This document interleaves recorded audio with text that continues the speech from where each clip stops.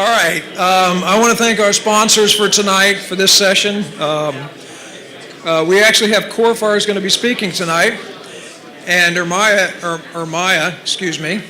is also going to be on our board as we speak. So thank you all for coming.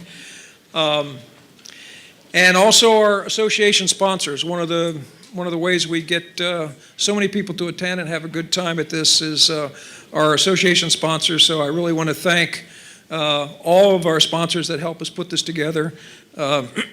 They make this thing very, very possible. So thank you to all.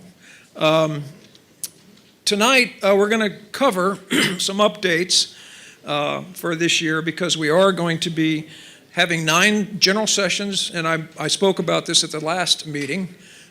So we are getting rid of the SIGs and the special interest groups.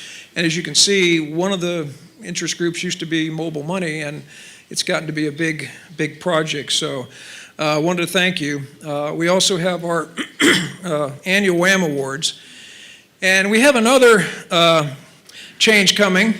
We're going to be handing over the speaker forum here shortly to a gentleman who's going to take on the president's role from now on.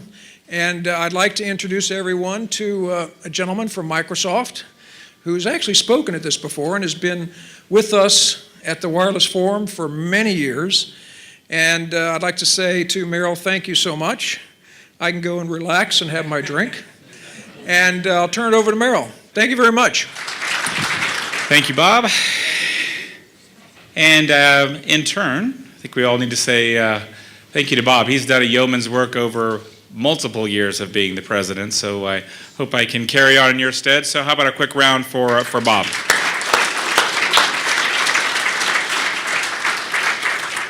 Thank you, Bob. And he was still pretty much coaching all of us up tonight, so we're not going to let him get away too far. So welcome to the January meeting, what's guaranteed to be the best wireless technology forum meeting so far this year. So, but seriously, happy to see a lot of you here tonight. We've got a great topic, which is why we've got a full house. Want to go ahead and pretty quickly get moving and turn it over to our moderator for tonight. And you all will recognize him. He's moderated here before, I think in March of last year for our tablet forum, so you'll recognize him. It's Dr. Phil Hendricks.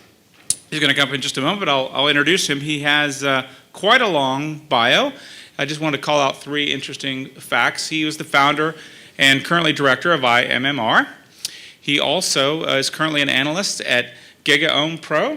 They do a lot of consulting around mobile marketing and things in the space we're going to talk about tonight. So he's very qualified to be the moderator tonight. And also, one other interesting tidbit, he was a former professor at Emory and at some school up north across the border from Ohio.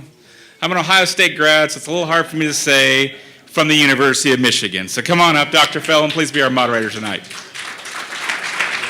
Thank you very much, Meryl.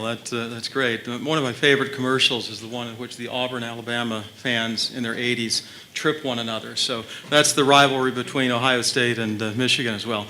Delighted to be here tonight. We really have an impressive lineup of companies that are going to be speaking with us. So what I want to do in just a few minutes is tee up the topic. As Meryl mentioned, I'm a recovering academic, taught at Emory as well as University of Michigan for a number of years. But for the last 15, almost 20 years now, I've been in consulting. So most of the work that I do is on mobile, and over the last 18 months, much of it in mobile commerce.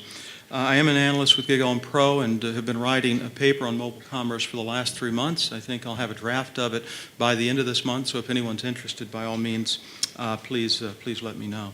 This is an enormous market that's in transition, but on the verge of erupting.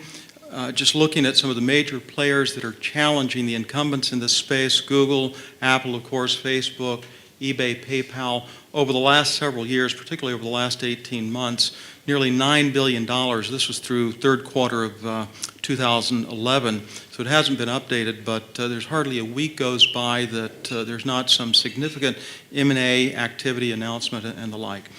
So a very, very hot topic, and indeed, as we'll see tonight, lots happening. What I want to do is emphasize the consumer's perspective. Most of the work we do involves trying to better understand how consumers relate to products and services that are often very new to them. And certainly mobile commerce, mobile payment falls into that category, although if you talk on the West Coast among early adopters, certainly they're further along, and other countries outside of the U.S. are as well. But we've been doing research with consumers over the last couple of months, and just to share an anecdote with you, and I'm reminded again not to presume one knows how various segments of the market will react, but we were interviewing a number of individuals, one of whom, one of the topics we're trying to understand is what do customers find annoying about shopping and paying and buying at present. And there was one woman who, somewhat surprising to me, said that she loved grocery shopping. I don't know how you feel about grocery shopping, but when Webband folded, my wife and I were both grieving, if you remember that. But here's what she said about grocery shopping, and I quote, "I find grocery shopping therapeutic. I enjoy taking a leisurely stroll through the grocery store, looking at new products, picking them up, studying them. And as a consequence, no one in her family, particularly her husband, will ever go grocery shopping with her." So I was reminded, in contrast to me, who, again, if we could have it delivered and eliminate shopping for groceries altogether, it would be ideal. For her, it was quite the opposite. So we want to be thinking about what consumers are trying to accomplish as we think about the role of both mobile commerce, but also some of the solutions we're talking about tonight. And in general, the framework we use is one that will be familiar to you, but obviously consumers go through some process, and it may or may not be linear, and oftentimes it's circular and repeating itself, but finding, choosing, buying, and using. And as we think about mobile commerce, it really spans that entire process, and again is disrupting the way in which consumers have shopped in the past and creating both new opportunities, but also creating threats to core businesses as well. So the framework that we use as we work with both retailers as well as brands is to have them think proactively about ways in which mobile solutions can help them engage consumers. Consumers are generally trying to accomplish something. The question is what? So how do we enable consumers, engage them, and on the back end reward them? But all of this is contingent on what I believe is one of the key distinguishing capabilities of mobile commerce, and that is personalizing the experience based on some intimate knowledge of the consumer as well. And again, I think our speakers tonight will elaborate on that. So I'm going to turn it over to our first speaker All right, good evening, everyone, and glad to be here. And so what we're going to do is talk a little bit about talk offline. landscape. Yes. What might be helpful, just to kind of frame the discussion.